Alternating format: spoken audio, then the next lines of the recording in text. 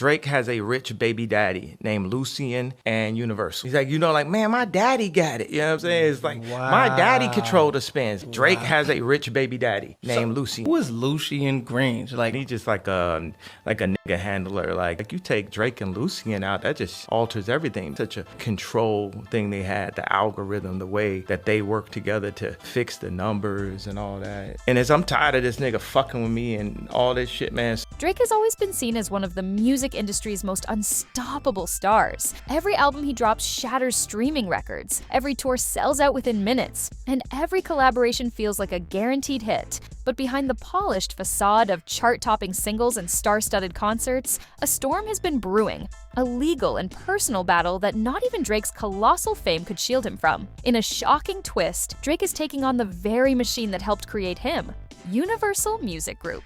Some people claim he's just filing a lawsuit to protect his interests. Others believe he's poking a sleeping giant that's known to crush anyone who steps out of line. If that seems dramatic, consider this. Kanye West, one of hip-hop's most controversial voices, is warning that big labels don't hesitate to make examples out of rebellious artists. He calls it sacrifice, pointing to legendary names that vanished under mysterious circumstances. And now, with Drake openly challenging UMG's promotion of a track he says defames him, fans are wondering if the biggest name in rap might be digging his own grave, literally or figuratively. Stick around, because the truth behind Drake's silent war with the industry's most powerful gatekeepers just might be bigger and more unnerving than any of us imagined. Drake's legal filing against UMG shocked the music world. Normally, lawsuits like these stay low profile, especially between an artist and a label that have profited from each other for years. But Drake's documents went public with serious accusations. He claims that Universal Music Group not only published, but heavily promoted a song by Kendrick Lamar called Not Like Us,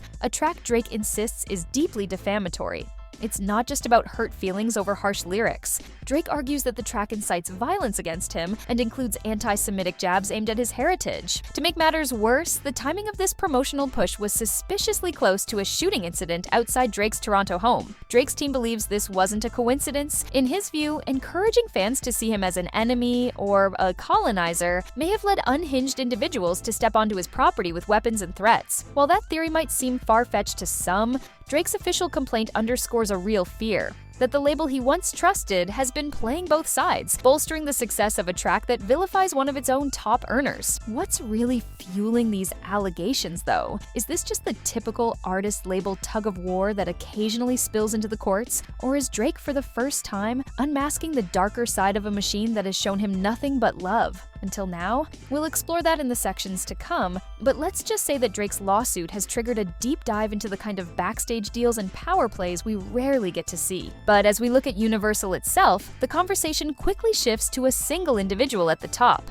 A man Kanye once mockingly dubbed Drake's rich baby daddy. Sir Lucian Grainge is the head of Universal Music Group and has been since 2010. That's a straightforward fact, but there's nothing simple about how he moves in the industry. He's been referred to as the most powerful man in music, and his track record of forging lavish deals with top-tier artists spans more than a decade. If you've ever wondered who really pulls the strings behind those multi-million-dollar record contracts, Grainge's name pops up over and over again. For Drake, Lucian Grainge was once viewed almost like a benevolent father figure. There are stories of Grainge offering Drake any amount of money for his projects. Some fans suggest it's because Drake and Grainge share a cultural background, pointing to Drake's Jewish heritage. Others argue it was purely transactional. If Drake's hot, you keep him happy. But those rumors took a darker turn when Kanye West started calling Grainge Drake's rich baby daddy, as if to imply Drake was just another star child tethered to a bigger force he couldn't possibly defy. Fast forward to today, and that relationship seems to have soured. Instead of benefiting from boundless resources, Drake is painting him as a puppet master in a machine that aims to silence him and promote destructive narratives. Is this just a case of business gone wrong? Or has Drake genuinely uncovered a labyrinth of power and corruption behind UMG's polished facade? Kanye West has been sounding the alarm for years, claiming that the music industry can punish or even destroy those who stray from its approved path, and he hasn't shied away from naming names. Kanye West rarely bites his tongue, and for better or worse, his words can shift the entire rap landscape.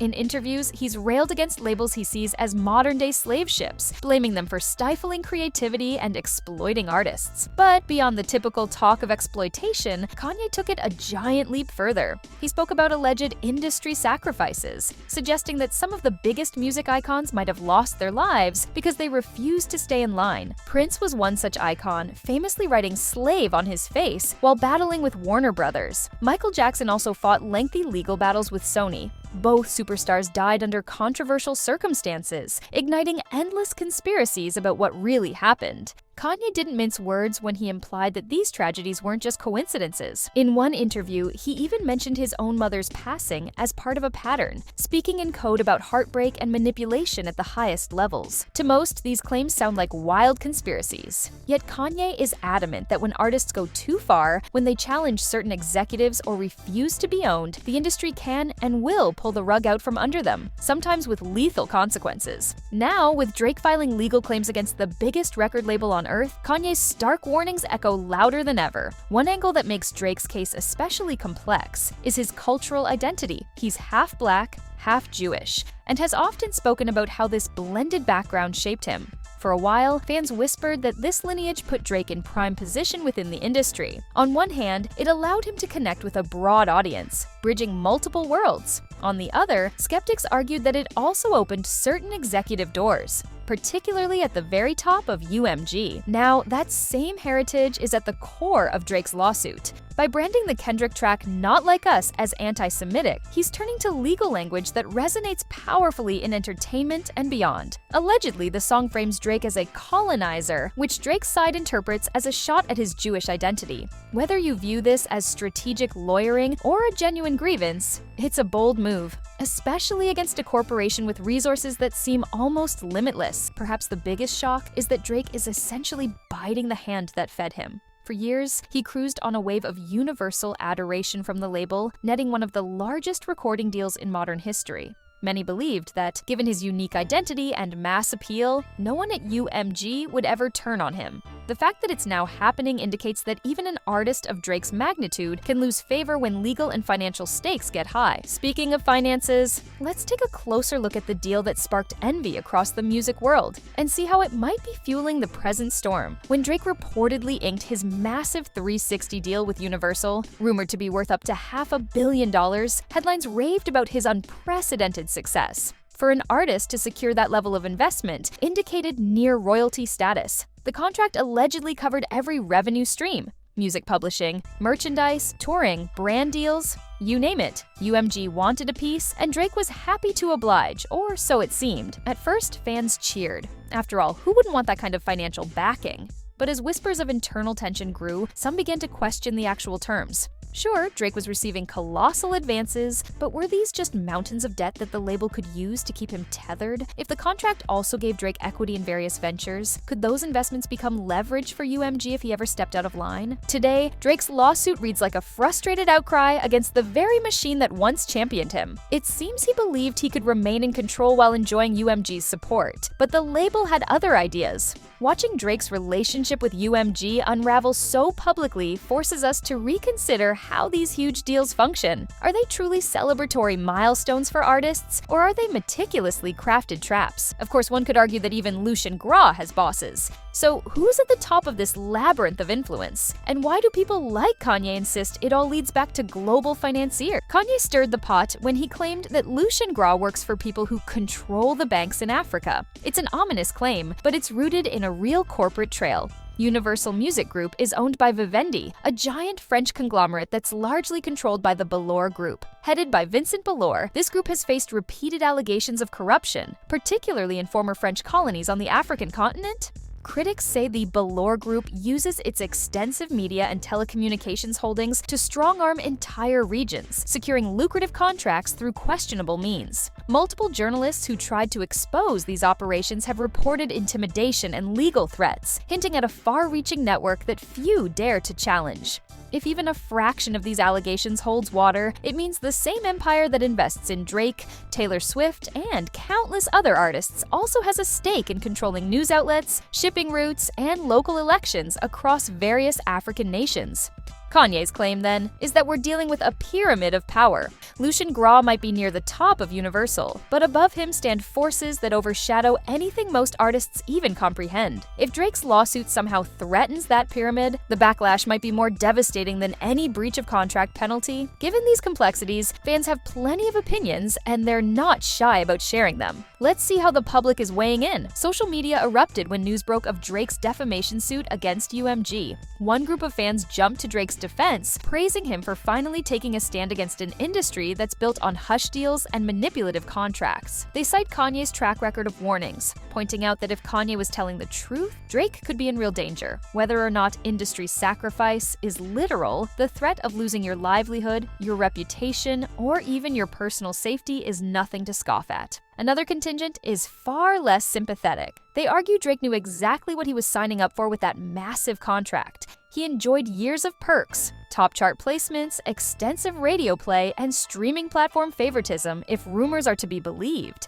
Now that the honeymoon has ended, they see Drake crying foul, trying to wriggle out of obligations he was happy to accept when the money was rolling in. A third viewpoint is pure skepticism about any sacrifice talk. These fans see the music business as tough, but not part of some hidden ritualistic agenda. To them, Drake's lawsuit is more about corporate friction, where an artist and a label are haggling over money and brand image. But even the skeptics admit that if Kanye's right, and if these corporations truly answer to hidden puppet masters, Drake could be stepping into a ring he's not prepared to fight in. It's time to bring all these strands together. The question remains, will Drake's crusade end in triumph or tragedy? Is Drake another name on that list? Or could he defy the odds and blaze a new path of independence? There's a reason Kanye uses words like enslaved when referring to artists under label contracts. In a world where ownership can sometimes cross the line from partnership to downright bondage, walking away isn't so simple, even for a superstar like Drake. What happens next remains uncertain. One thing is clear, Drake's future is no longer just about record sales and streaming numbers. It's about whether he can stand up to a labyrinth of power that, if the rumors are true, is prepared to protect itself at all costs. Maybe Drake's bold move will redefine how artists navigate their contracts,